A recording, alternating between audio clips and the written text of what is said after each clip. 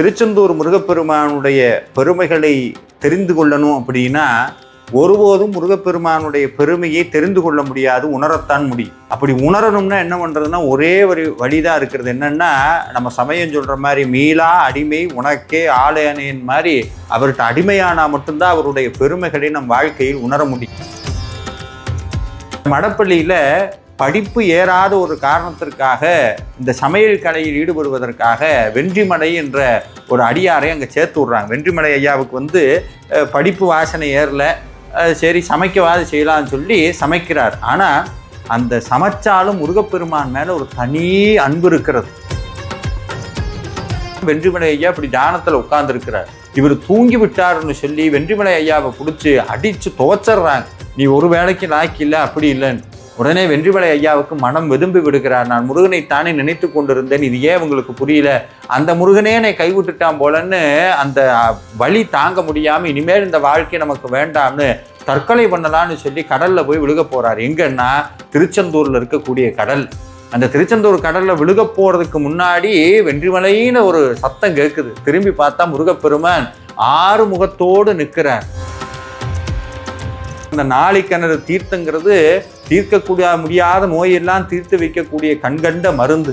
இப்பேற்பட்ட திருச்செந்தூருக்கு போகணும், முருகன் போய் பார்க்கணும்னா முருகன் நம்மளை கூப்பிடணும், கனவுல சொல்லணும். இல்லைன்னா சகுன நிமித்தம் வழியாக திருச்செந்தூர் வான்னு உத்தரவு கொடுக்கணும். அது எப்படிங்க உத்தரவு கொடுப்பார்னா வீட்டில் உட்கார்ந்து திருச்செந்தூர் திருப்புகள் பாடினால் முருகப்பெருமான் உத்தரவு கொடுப்பார்.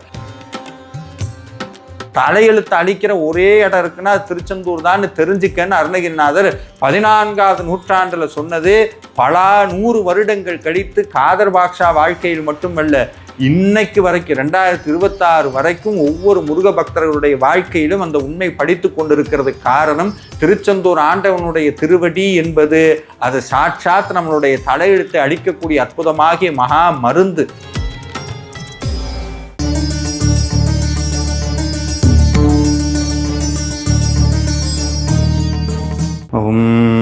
வெற்றிவேல் முருகனுக்கு அரோகரா. யாமோதிய கல்வியும் எம்மறிவும் தாமே பெற வேளவர் தந்ததனால் பூமேல் மயல் போயரம் மெய் புணர்வீர் நாமேல் நடவீர் நடவீர் இனியே. திருச்செந்தூர் முருகப்பெருமானுடைய பெருமைகளை தெரிந்து கொள்ளணும் அப்படின்னா ஒருபோதும் முருகப்பெருமானுடைய பெருமையை தெரிந்து கொள்ள முடியாது, உணரத்தான் முடியும். அப்படி உணரணும்னா என்ன பண்ணுறதுன்னா ஒரே ஒரு வழிதான் இருக்கிறது. என்னன்னா நம்ம சமயம் சொல்கிற மாதிரி மீளா அடிமை உனக்கே ஆலயனின் மாதிரி அவர்கிட்ட அடிமையானா மட்டும்தான் அவருடைய பெருமைகளை நம் வாழ்க்கையில் உணர முடியும். அதற்கு 2 சம்பவங்கள் சாட்சி.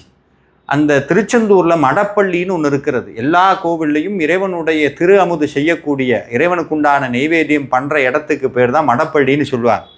அந்த மடப்பள்ளியில் படிப்பு ஏறாத ஒரு காரணத்திற்காக இந்த சமையல் கலையில் ஈடுபடுவதற்காக வென்றிமலை என்ற ஒரு அடியாரை அங்கே சேர்த்து விட்றாங்க. வென்றிமலை ஐயாவுக்கு படிப்பு வாசனை ஏறல, சரி சமைக்கவாது செய்யலாம்னு சொல்லி சமைக்கிறார். ஆனால் அந்த சமைச்சாலும் முருகப்பெருமான் மேலே ஒரு தனி அன்பு இருக்கிறது. அப்படி உட்கார்ந்து கொண்டே இறைவனை நினைத்து நினைத்து தியான நிலைக்கு இயல்பாக போயிடுவார். இந்த தியான நிலைன்னு சொன்னால் நமக்கெல்லாம் தியானம் வர்றதுக்கு ரொம்ப கஷ்டம். ஏன்னா நம்ம கண்மூடி உட்கார்ந்துன்னே எதையெல்லாம் நம்ம நினைக்கக்கூடாதுன்னு நினைக்கிறோமோ அதெல்லாம் வரும். ஆனால் அருளாளர்கள் அப்படி இல்லை, ரொம்ப சுலபமாக தியானத்தினுடைய உச்சத்தை தொட்டு விடுவார்கள். வென்றிமலை ஐயாவுக்கு படிப்பு வாசம் தான் இல்லையா ஒழிய கந்தனுடைய அருள் வாசம் நிறைந்திருந்தது. அதனால் தியான நிலைக்கு போயிடுறார். ஒவ்வொரு தடவையும் சுவாமியை நினச்சி உட்கார்ந்தானா தியான நிலைக்கு போயிடுவார். அங்கே முருகப்பெருமானுக்கு அபிஷேகம் ஆகிட்டு இருக்கு, அலங்காரம் முடிஞ்சது, நெய்வேத்தியம் பண்ணணும். இவரோ இங்கு தியான நிலைக்கு சென்று விடுகிறார். முருகனை நினைத்து நினைத்து உருகி உருகி உச்சம் தொட்டு விடுகிறார். வெளியே என்ன நடக்குதுன்னு தெரியல. இது அருணகிரிநாதரே சொல்றார், முருகனை நினைத்து கொண்டிருந்தா என்ன நடக்குதுன்னே தெரியாது, இறந்தே விட்டது உடம்புன்னெல்லாம் சொல்றார்.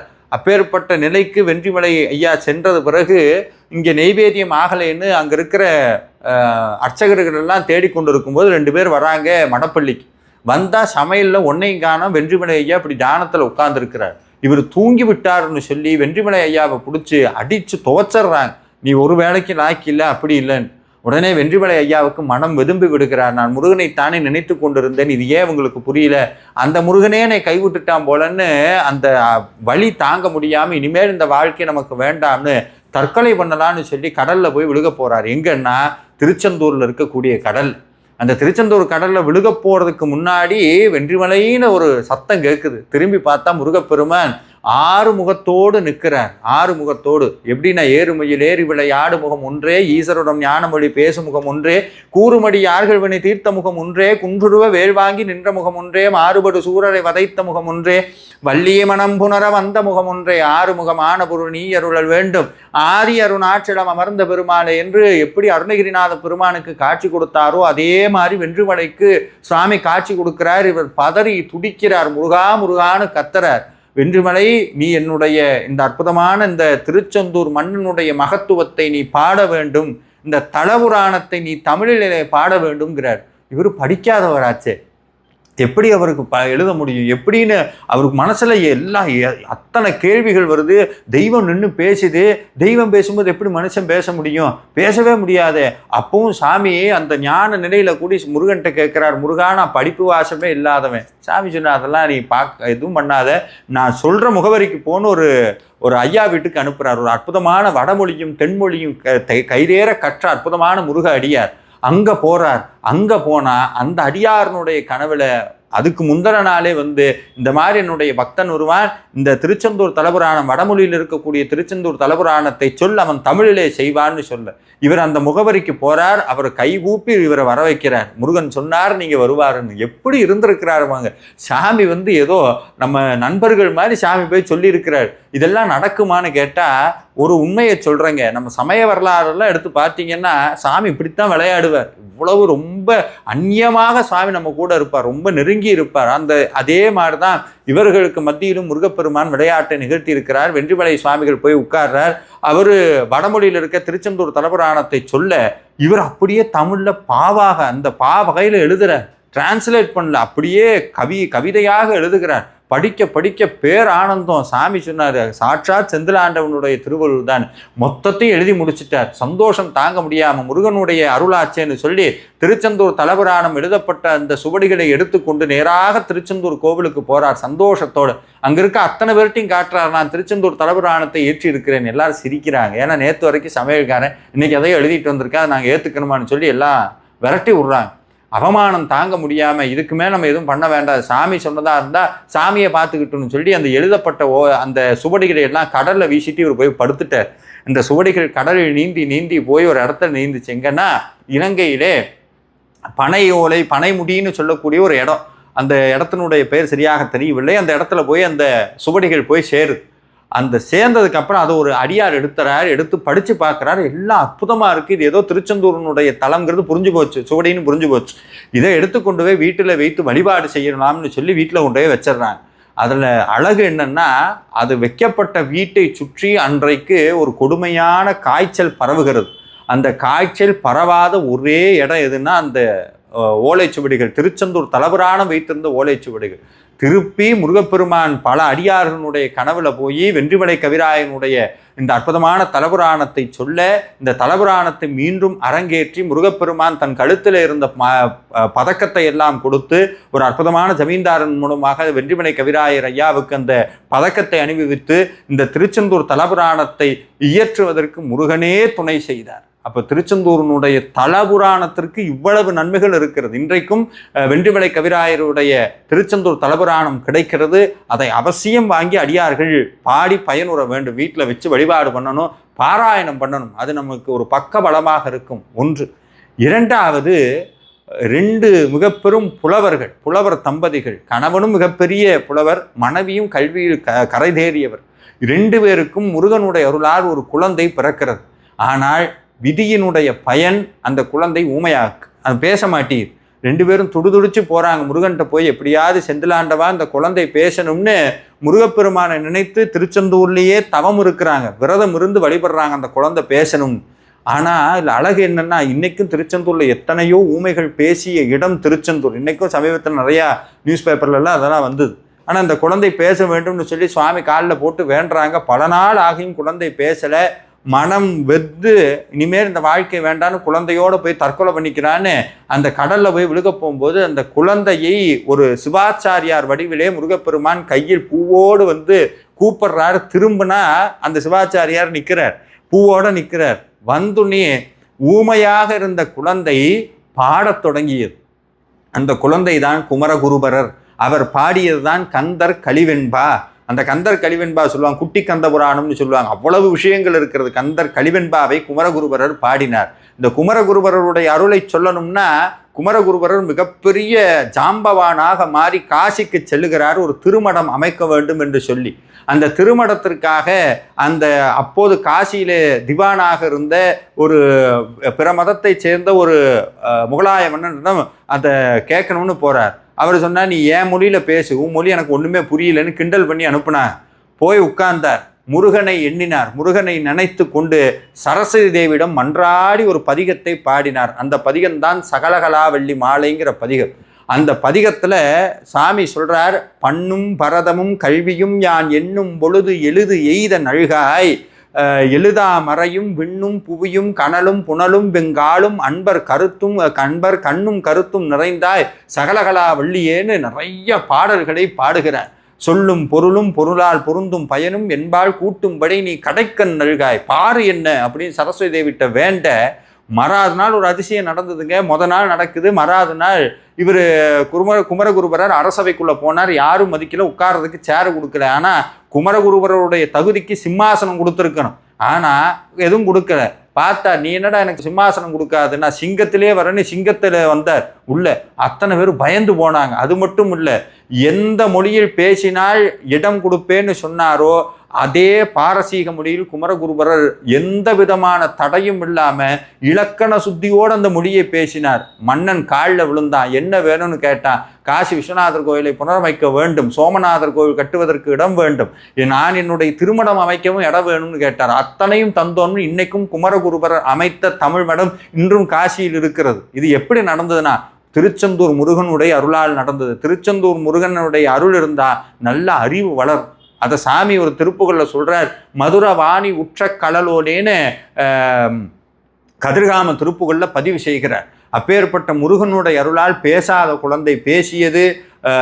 எந்த படிப்பறிவும் இல்லாத வென்றிமலை கவிராயர் ஐயா மிகப்பெரிய புலவராகி திருச்செந்தூர் தலபுராணத்தை எழுதினார். அது மட்டும் இல்லைங்க, தூக்கு மேடைக்கு போன ஒரு இஸ்லாமிய காதர்வாய்னு சொல்லக்கூடிய இஸ்லாமரை முருகப்பெருமான் காப்பாற்றினார். எப்போதும் முருகன் மீது தீவிர பக்தி இழக்கக்கூடிய அற்புதமான அடியார் தான் காதர் பாக்ஷான்னு சொல்லக்கூடிய அடியவர். அவர் முருகனை எண்ணி பாடணும்னு அதுதான் அவருக்கு ஆசை. அவர் நல்லா பாடுவார். அப்படி பாடணும்னு நினைக்கிறார். செய்யாத குற்றத்திற்காக தூக்கு மேடைக்கு கொண்டு போய் நிற்க வைக்கிறாங்க. தூக்கு மேடையில் போய் நின்னோன்னா உங்கள் கடைசி ஆசை என்னன்னு அவர் சொன்னார், முருகனை நினச்சி பாடணும்னார். ஆர்மனியை பெட்டி வைத்து கொண்டு வந்து கொடுத்தாங்க, பாடினார். இந்த பாட்டை கேட்டு அத்தனை பேரும் ஆட ஆரம்பிச்சிட்டான், பாட்டு நல்லா இருக்குன்னு. 6 மணிக்கு தூக்கில் போடணும், மணி 6:10 6:15 ஆகி போச்சு, முடியலை. ஏன்னா 6 மணிக்கு மேலே தூக்கில் போடக்கூடாது, தூக்கு நிறுத்தி வைக்கப்படுகிறது. மீண்டும் வழக்கு விசாரணைக்கு வருகிறது. நீதிபதி கேட்கிறார், ஏன் அவரை தூக்கிலிடவில்லை? அவர் ஒரு பாடலை பாடினார், அந்த பாட்டை கேட்டு நாங்களாம் மயங்கிட்டோம். உடனே நீதிபதி சொன்னார், இப்படி மெய்மறக்கிற அளவுக்கு பாடக்கூடிய ஒரு நபர் எப்படி கொலை செய்திருப்பார் அப்படிங்கிற அந்த ஒரு கேள்வியோடு அவருடைய வழக்கை அப்படியே தள்ளுபடி செய்யப்பட்டு அவரை விடுவித்தார்கள். இது அருணகிரிநாதர் எப்படி 15ஆவது நூற்றாண்டில் அருணகிரிநாதர் திருச்செந்தூர் மண்ணில் நின்று கொண்டு ஒரு வார்த்தை சொன்னார். செயல்பட்டழிந்தது செந்தூர் வயற்பொருள் தேங்கடம்பின் மாழ்வட்டழிந்தது பூங்கொடி யார்மனும் மாமையிலோன் வேள்பட்டழிந்தது வேலையும் சூரனும் வெற்பும் அவன் கால்வட்டு அழிந்தது இங்கு என் தலைமேல் என் கையெழுத்தேனார். தலையெழுத்து அழிக்கிற ஒரே இடம் இருக்குன்னா திருச்செந்தூர் தான் தெரிஞ்சுக்கன்னு அருணகிரிநாதர் 14ஆவது நூற்றாண்டில் சொன்னது. பல 100 வருடங்கள் கழித்து காதர் பாக்ஷா வாழ்க்கையில் மட்டுமல்ல, இன்னைக்கு வரைக்கும் 2026 வரைக்கும் ஒவ்வொரு முருக பக்தர்களுடைய வாழ்க்கையிலும் அந்த உண்மை படித்து கொண்டிருக்கிறது. காரணம், திருச்செந்தூர் ஆண்டவனுடைய திருவடி என்பது அது சாட்சாத் நம்மளுடைய தலையெழுத்தை அழிக்கக்கூடிய அற்புதமாகிய மகா மருந்து. திருச்செந்தூர் பழனி இது ரெண்டும் முருக பக்தர்கள் வாழ்க்கையில 2 கண்ணு மாதிரி. வாரியார் சுவாமி அடிக்கடி சொல்லுவார், நிறைய இன்பம் வேணுமா பழனிக்கு போ, துன்ப நீக்கணுமா திருச்செந்தூர் போம்பார். அதனால திருச்செந்தூரும் பழனியும் 2 கண்கள் முருக அடியார்கள். இப்பேற்பட்ட திருச்செந்தூரனுடைய சக்தி மிக்க திருப்புகழ்கள் நிறைய இருக்கு. இந்த திருப்புகழ் பாடினா வீடு திருச்செந்தூரா மாறும். நான் எப்போதும் என்னுடைய சொற்பொழிவுகளை சொல்லுவேன், திருச்செந்தூர்ல கூட்டமா இருக்கு போய் பார்க்க முடியலையேன்னு கவலைப்பட வேண்டாம். திருச்செந்தூர் திருப்புகளை இருந்த இடத்துல இருந்து பாடினா முருகனுடைய அருள் கிடைக்கும். அருணகிரிநாதர் திருச்செந்தூருக்கு போறார். முருகப்பெருமானுக்கு நிறைய நகை போட்டிருக்கிறாங்க. சாமி பார்த்தோன்னா ஆசையாக இருக்குது. உடனே முருகப்பெருமான்கிட்ட கேட்டார், அப்பா இவ்வளோ அழகாக நகையெல்லாம் போட்டிருக்கியே, எனக்காக ஒரு நடன காட்சி கொடுக்கக்கூடாதான்னு கேட்டோன்னே பின்புறம் வர சொல்லுகிறார். பின்னாடி வந்தா சாட்சாத் நடராஜர் மாதிரியே முருகப்பெருமானும் காலை தூக்கி கொண்டு நடமாடி கொடுத்தார். அந்த பிரகாரம் முழுக்க ஆடிக்கொண்டே வந்தாராம். இதை அருணகிரிநாதர் கண்குளிர பார்த்திருக்கிறார். சொல்றார், கண்களும் குளிர எந்தன் முன் சிந்தியாவோன்னு தண்டையம் வெண்டையம் கிங்கினி சதங்கையும் தொடங்கக்கூடிய திருப்புகளை பாடினார் முருகப்பெருமான், ஆடினார். அதுல நிறைய அற்புதங்களை எல்லாம் சொல்லுகிறார். அப்பேற்பட்ட நடன காட்சி கிடைத்த இடம் இந்த அற்புதமான திருச்செந்தூர். இன்னும் எத்தனையோ சிறப்புகள் மிக்க இந்த திருச்செந்தூரினுடைய ஒரு தனி சிறப்பு என்னன்னா, ஒவ்வொரு தெய்வத்துக்கும் ராஜதானின்னு ஒரு இடம் இருக்கும். அதே மாதிரி முருகப்பெருமானுக்கு ராஜதானின்னு சொன்னா அது திருச்செந்தூர் தான். அது திருச்செந்தூர்ல கிடைக்கக்கூடிய பன்னீரிலை விபூதியாகட்டும், அங்க இருக்கிற நாளிக்கிணறா இருக்கட்டும், அந்த கடல் தீர்த்தமா இருக்கட்டும், சண்முகரா இருக்கட்டும், அத்தனையும் அதிசயம், அத்தனையும் அதிசயம். ஆதிசங்கரர் குன்ம நோயினால் அவதிப்பட்டு திருச்செந்தூருக்கு போன்னு சிவபெருமான் சொல்றார். சிவபெருமானே திருச்செந்தூர் போன்னு ஆதிசங்கரர் அனுப்பி வைக்கிறார். ஆதிசங்கரர் வருகிறார், முருகப்பெருமானை மனமுருகி பாடுகிறார். சுப்பிரமணிய புஜங்கம்னு அற்புதமான ஒரு பதிகம் இருக்கிறார். அது எப்படி தமிழ்ல திருப்புகள்லாம் இருக்கிறதோ அதே அளவுக்கு ஆற்றல் மிக்க சக்தி வாய்ந்த பதிகம் தான் சுப்பிரமணிய புஜங்கம். அந்த சுப்பிரமணிய புஜங்கத்துல முருகப்பெருமான் அவருக்கு பன்னீர் இலையில விபூதி கொடுத்திருக்கிறார். அதை பதிவு செய்கிறார். பன்னீர் இலை விபூதியினுடைய மேன்மையை பதிவு செய்கிறார். நாளிக்கிணறு தீர்த்தம் அந்த உள்ள அந்த திருச்செந்தூர் கருவறையை சுற்றி 8 லிங்கங்கள் இருக்கிறது. அந்த 8 லிங்கத்தையும் முருகப்பெருமான் பூஜை பண்ணியிருக்கிறார். பின்னாடி பஞ்சலிங்கம் இருக்கிறது. இந்த சிவபூஜைக்காக முருகப்பெருமானுடைய ஞான வேலினால் உருவாக்கப்பட்டது தான் அந்த நாளிக்கிணறு. இன்னைக்கும் கடல்ல இருந்து ரொம்ப பக்கம்தான் இருக்கு. அந்த தண்ணி இனிக்கும். கடலுக்கு பக்கத்துல இருக்க தண்ணி கற்கண்டு மாதிரி இனிக்கும். அப்பேற்பட்ட அந்த நாளிக்கிணறு தீர்த்தங்கிறது தீர்க்கக்கூடிய முடியாத நோயெல்லாம் தீர்த்து வைக்கக்கூடிய கண்கண்ட மருந்து. இப்பேற்பட்ட திருச்செந்தூருக்கு போகணும், முருகன் போய் பார்க்கணும்னா அதற்கு ஒரு வழி இருக்கிறது. என்னன்னா, இன்னைக்கு என்கிட்ட கார் இருக்கு, ஃப்ளைட் இருக்கு, வசதி இருக்கு, நேராக திருச்செந்தூர்ல இறங்கி முருகனை பார்த்துட்டு வரேன்னா அது வல்ல வழிபாடு. முருகன் நம்மளை கூப்பிடணும், கனவுல வந்து சொல்லணும், இல்லைன்னா சகுன நிமித்தம் வழியாக வந்து திருச்செந்தூர் வான்னு உத்தரவு கொடுக்கணும். அது எப்படிங்க உத்தரவு கொடுப்பார்னா, வீட்டில் உட்காந்து திருச்செந்தூர் திருப்புகள் பாடினால் முருகப்பெருமான் உத்தரவு கொடுப்பார். அப்படி உத்தரவு கிடைச்சதுக்கு அப்புறம் திருச்செந்தூர்ல போய் முருகனை பார்த்துட்டு நம்ம வீட்டுக்கு வர்றதுக்கு முன்னாடி நம்மளுடைய தலையெழுத்தை திருச்செந்தூர் ஆண்டவன் மாற்றி இருப்பார். எத்தனையோ அதிசயங்களை நிகழ்த்தக்கூடிய செந்தில் ஆண்டவனுடைய திருவருள் உங்கள் ஒவ்வொருத்தருடைய இல்லத்திலும் உள்ளத்திலும் பதிய வேண்டும் என்று கேட்டுக்கொண்டு விடைபெறுகிறேன். நன்றி, வணக்கம். முருகாச்சரணம்.